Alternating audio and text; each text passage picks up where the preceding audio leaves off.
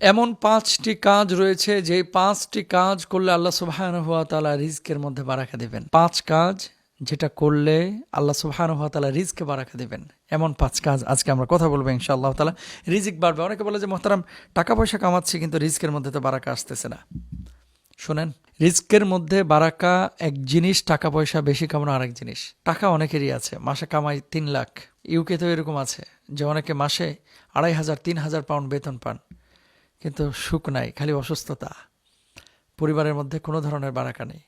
এই জন্য বারাকা যদি পেতে চান তাহলে আল্লাহর কাছে বারাকার জন্য দোয়া করতে হবে যে আল্লাহ এত সম্পদ আপনি দিয়েন না যেটার মধ্যে বারাকা থাকবে না, এমন সম্পদ দেন যে সম্পদের মধ্যে বারাকা থাকবে। বারাকা থাকলে আপনি অসুস্থ কম হবেন। আর অসুস্থ বেশি হলে যে বারাকাহীন এটাও বলা যাবে না, কারণ অসুস্থতা দিয়ে আল্লাহ তাআলা কখনো কখনো মানুষকে পরীক্ষা করেন, পাপ থেকে মানুষকে হেফাজত করেন, পাপগুলো মাফ করে দেন।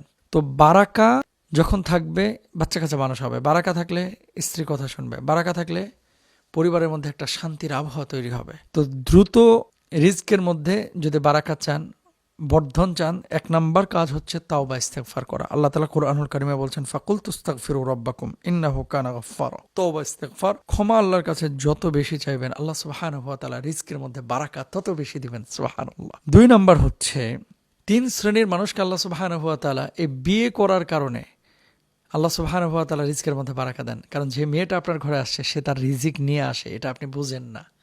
স্যালারি দেখবেন বাড়ছে, অন্য দিক থেকে ইনকাম সোর্স বেড়ে যাচ্ছে।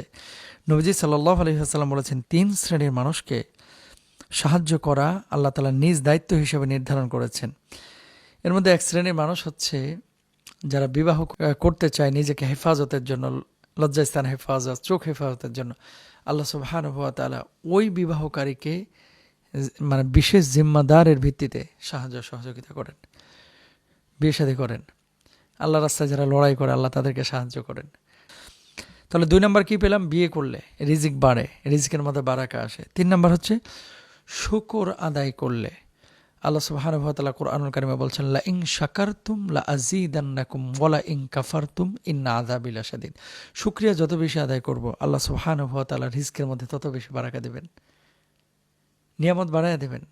কিন্তু আমরা তো খালি হাহুতাশের মধ্যে থাকি, এটা পেলাম না, সেটা পেলাম না, ওটা করলাম না, এটা হলো না, সেটা হলো না, কি পেলাম কি হারালাম, শুধু এই হিসাব করি আমরা মানুষ।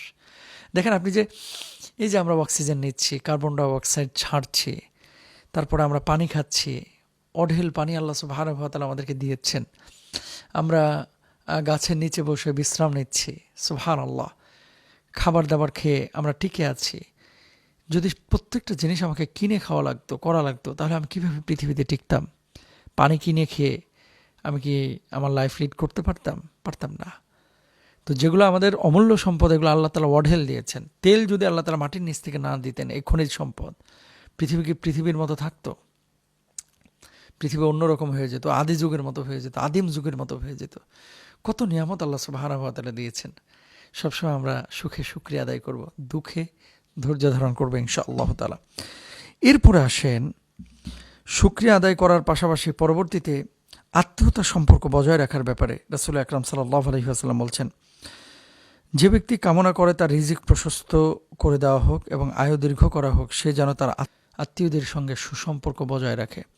নবীজি সাল্লাল্লাহু আলাইহি ওয়াসাল্লামের স্পষ্ট হাদিস, আত্মীয়দের সাথে সুসম্পর্ক রাখলে রিজকের মধ্যে আল্লাহ তাআলা প্রশস্ততা দেন এবং হায়াতটাকে আল্লাহ সুবহানাহু ওয়া তাআলা দীর্ঘ করে দেন। আমাদের খেয়াল রাখতে হবে। এরপরে রাসূল আকরাম সাল্লাল্লাহু আলাইহি ওয়াসাল্লাম আল্লাহর রাস্তায় ব্যয় এবং দান সাদাকা করার কথা বলেছেন। নবী সাল্লাল্লাহু আলাইহি ওয়াসাল্লাম বলছেন, প্রতিদিন সকালে ২ জন ফেরেশতা অবতরণ করেন। তাদের একজন বলেন, হে আল্লাহ, দানকারীকে তার দানের উত্তম প্রতিদান দান করুন। অপরজন বলে, হে আল্লাহ, কৃপণকে ধ্বংস করে দিন। সুতরাং যত বেশি দান করবেন আপনার রিজকের মধ্যে বারাকা আসবে, হায়াতের মধ্যে বারাকা আসবে। আল্লাহ তাআলা আমাদের সবাইকে তৌফিক দান করুন এই ৫টি কাজ করে রিজকের মধ্যে, হায়াতের মধ্যে বারাকা নিয়ে আসার তৌফিক দান করুন। আমিন।